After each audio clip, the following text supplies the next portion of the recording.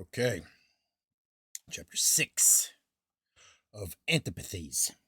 It is necessary in this place to speak of the antipathies of natural things, seeing it is a requisite as we go on to have a thorough knowledge of that obstinate contrariety of nature, where anything shuns its contrary and drives it, as it were, out of its presence.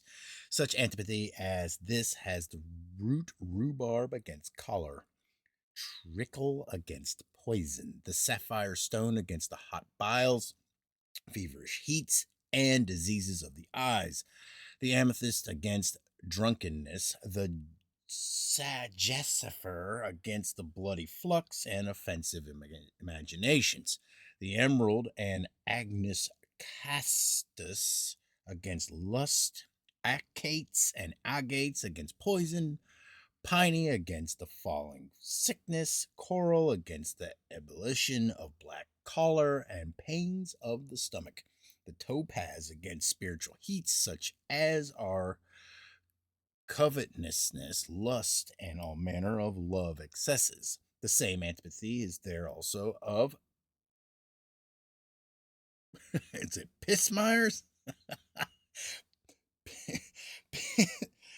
Of pismires against the herb organ, and the wing of a bat and the heart of a lapwing, from the presence of which they fly. Also, the organ is contrary to a certain poisonous fly, which cannot resist the sun and resist salamanders, and loathes cabbage with such a deadly hatred that they cannot endure each other. So they say cucumbers hate oil, and the gall of a crow makes even men fearful and drives them from the place wherein it is placed. A diamond disagrees with a lodestone, that being present it suffers no iron to be drawn to it. Sheep avoid frog parsley as a deadly thing, and what is more wonderful, nature hath depictured the sign of this antipathy upon the livers of sheep, in which the very figure of a frog parsley doth naturally appear. Again, goats hate garden basil as if there was nothing more pernicious, and amongst animals, mice and weasels disagree. So a lizard is of a contrary nature to a scorpion and induces great terror to the scorpion with its very sight, and they are therefore killed with the oil of them, which oil will likewise cure the wounds made by scorpions. There is a great enmity between scorpions and mice. Therefore, if a mouse be applied to the bite of a scorpion, he cures it. Nothing is so much an enemy to snakes as crabs, and if swine be hurt by them, they are cured by crabs.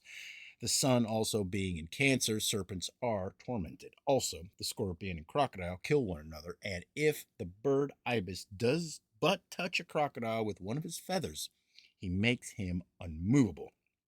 The bird called a buzzard?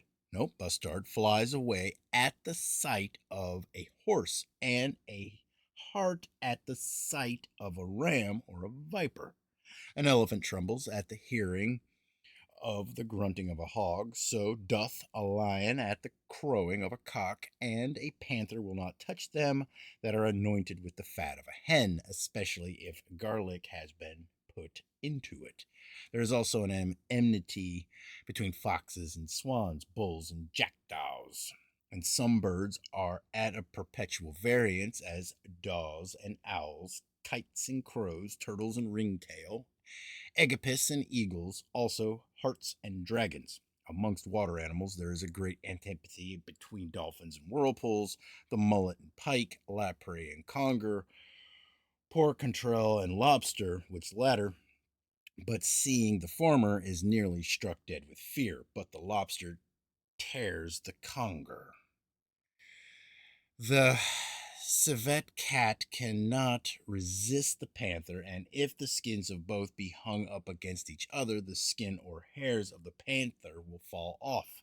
Apollo says in his hieroglyphics, if any one be girt about with the skin of a civet or civet cat, he may pass safe through his enemies. The lamb flies from the wolf, and if the tail, skin, or head of a lupus be hung up in the sheep's cot. They cannot eat their meat for very fear. And Pliny mentions the bird called the marlin that breaks the eggs of the crow, whose young are annoyed by the fox, that she also will pinch the whelps of the fox, and the fox likewise, which when the crow sees, they help the fox against her as against a common enemy.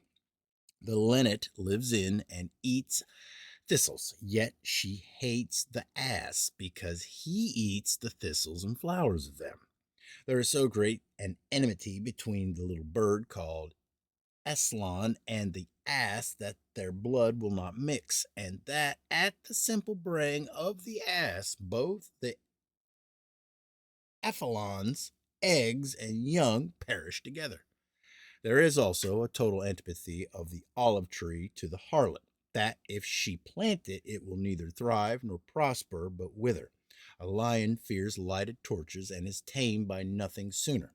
The wolf fears not sword or spear, but a stone, by throwing of which a wound being made, worms breed in the wolf. A horse fears a camel so much that he cannot endure the picture of that beast. An elephant, when he rages, is quieted by seeing a cock. A snake is afraid of a naked man, but pursues one clothed. A mad bull is tamed by being tied to a fig tree. Amber attracts all things to it but garden basil, and things smeared with oil, between which there is a natural antipathy.